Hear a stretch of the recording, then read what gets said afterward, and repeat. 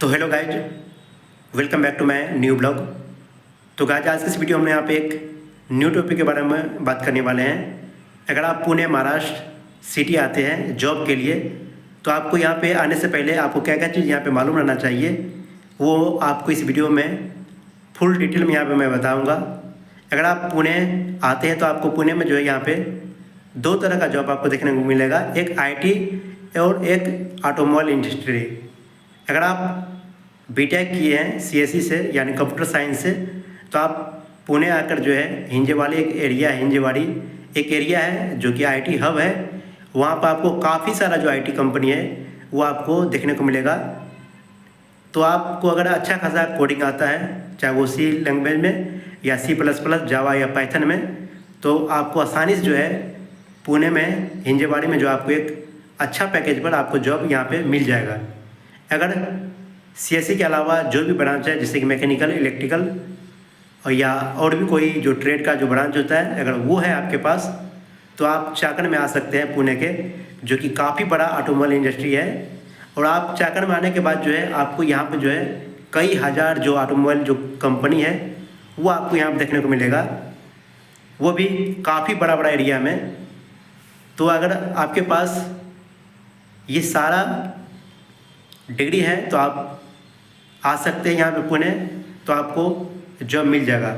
अब मैं आपको बताऊंगा कि आपको जॉब यहाँ पे कैसे मिलेगा। तो सबसे पहले जो आपको, अगर आप IT और डिप्लोमा है तो आप चाकर आ सकते हैं और आपको काफ़ी आसानी जो है आपको यहाँ पे ऑटोमोबाइल इंडस्ट्री में जो है जॉब मिल जाएगा। और यहाँ पे जो है आपको दो तरीके से यहाँ पे जॉब मिलता है। पहला ये है कॉन्ट्रैक्ट बेस और दूसरा है ऑन रोल। सबसे पहले मैं आपको कॉन्ट्रैक्ट और ऑन रोल के बारे में बता दूं।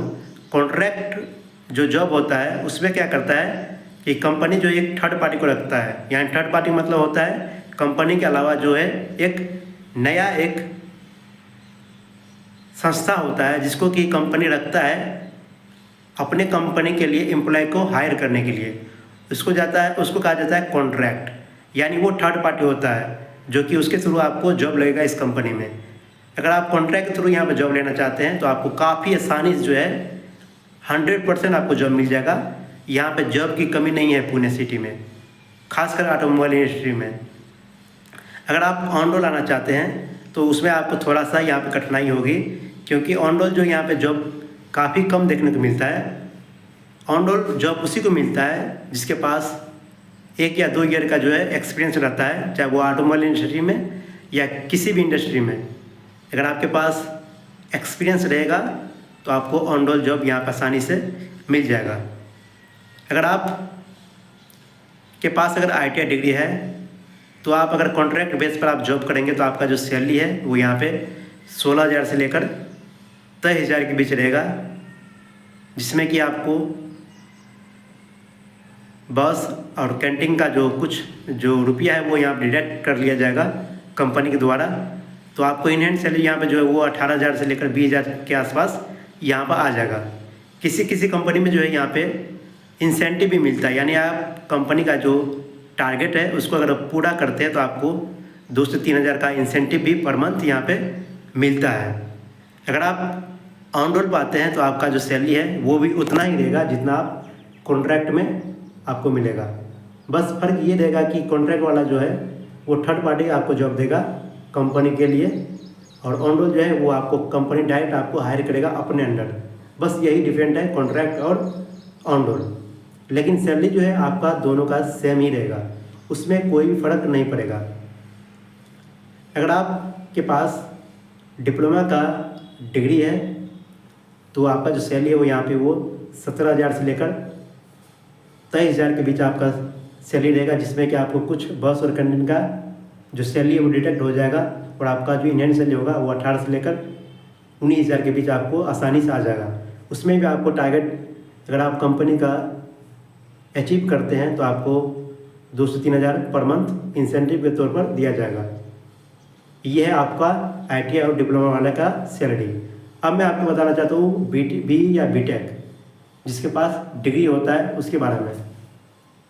अगर आपके पास मैकेनिकल इलेक्ट्रिकल का डिग्री है यानी BTech किए हुए, तो आपका जो यहाँ पे सैलरी होगा वो स्टार्ट होगा आपका 22,000 से लेकर 28,000 के बीच।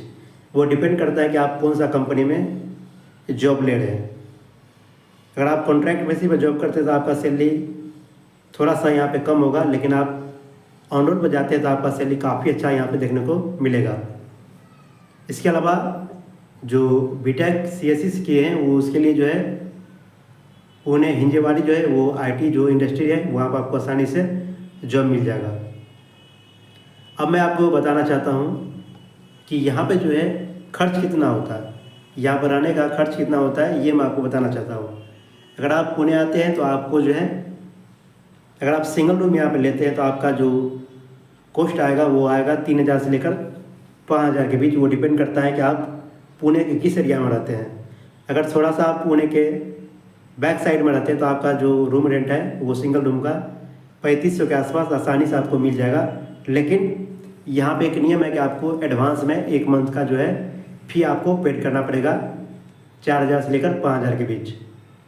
ये फर्स्ट महीना आपको पेड करना पड़ेगा। लेकिन अगर आप रूम छोड़ के जाते हैं तो इसके बाद वो जो एडवांस पे किया हुआ रुपया है वो आपको वो रूम वाला दे दिया जाएगा।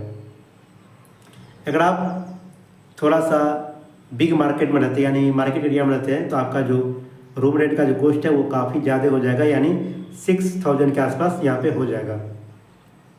अगर आप डबल रूम लेते हैं यानी डबल बेड शेयरिंग रूम लेते हैं तो आपका जो रूम रेंट है वो काफ़ी अच्छा खासा यहाँ पे लगने वाला है। अगर आप 1 BHK रूम लेते हैं तो आपका जो है यहाँ पे 8 से 10,000 के बीच आपका 1 BHK का रूम मिल जाएगा आसानी से, लेकिन उसमें काफ़ी सुविधा रहेगा। तो ये सारी चीज़ जो है मैं आपको यहाँ पे बता दिया हूँ।